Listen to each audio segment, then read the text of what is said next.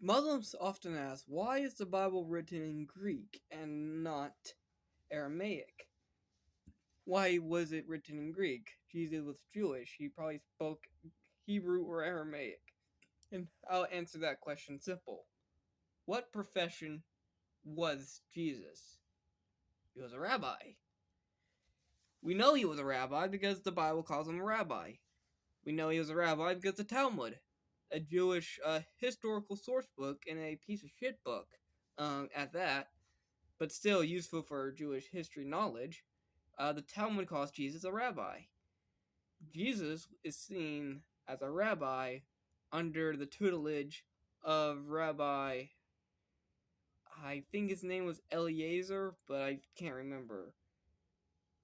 There was a rabbi, however, in Jesus' day, who wrote the first iteration of the Talmud, the Mishnah, which there's clearly times that Jesus quoted from the Mishnah, mostly the love thy neighbor parts, which is, in early iterations, in Greek.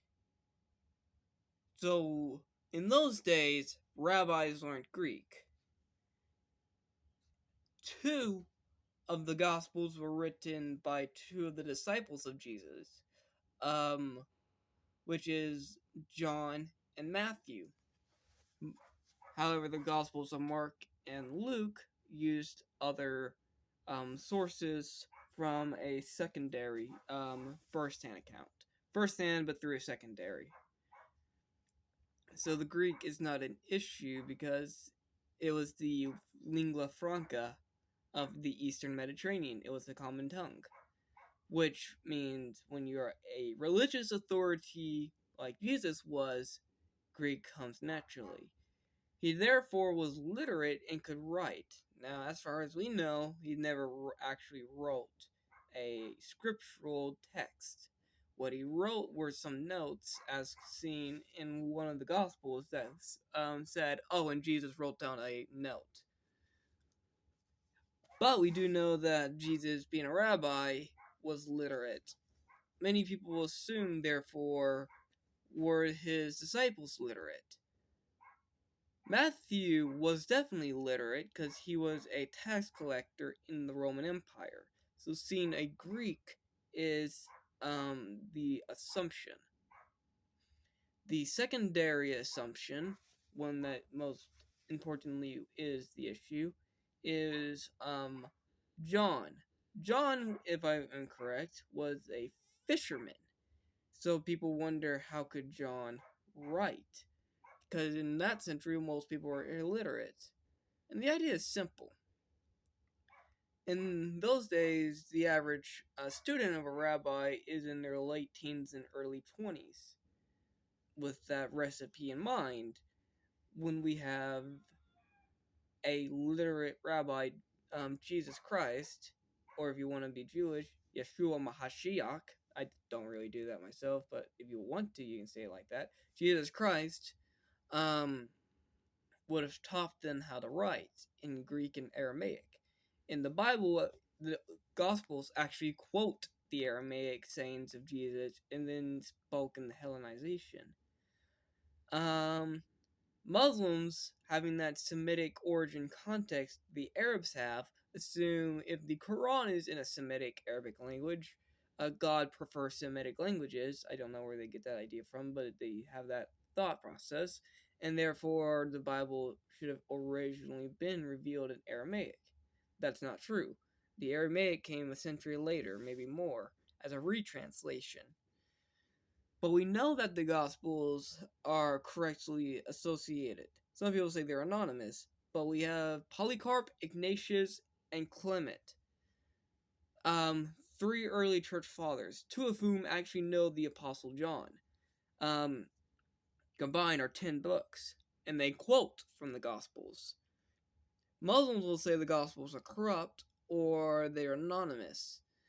The problem with that train of thought is we have Pope Peter I, and Pope Clement the first, who was, I think, the fourth pope, And we have First and Second Peter, which are not gospels; they're epistles. Muslims assume if it's New Testament, it's a gospel, but not every book in the New Testament is a gospel. Most of them are epistles. Peter, who wrote Hebrews and First and Second Peter, he often quoted from the Gospels. So the epistles quoted the Gospels, and by quoted, sometimes it's also just thematic repetition. And with that in mind, when we have uh, the writings of Peter and the uh, four or three church fathers, you can't quote what is anonymous or corrupt in the first century. When you know someone and you can quote them from the start, it is not corruption. Read the church fathers. Across the Mediterranean Sea, we have Irenaeus, we got Cyril of Alexandria. When you read the church fathers, they quote from the Gospels. You can reconstruct 90% of the four Gospels, by purely quoting the church fathers. You're not going to find the true gospel in Gnostic texts. I've seen Muslims appeal to Gnostic texts before because, one of the Gnostic texts has Jesus creating a clay bird, and the Quran quotes a Jesus creating a clay bird. But the problem with Gnostic texts is that they are even more heretical than Muslims perceive anything else to be. They have a goddess in some Gnostic sects. They have the idea of Yaldabaoth, who is the Father Yahweh figure, being the evil god that is a rival to the Son Jesus Christ, who is the good god of um, Balamos. So quoting Gnostic texts does no good for Muslims. I see Muslims quote the Gnostic text, but one of the Gnostic Gospels say, and we know Gnostic Gospels are 3rd century forgeries, because 3rd century church fathers quoted from them and refuted them. But for some reason, the Quran is full of Gnostic quotations, which I don't understand. What's the point of quoting the Gnostics when they're batshit crazy?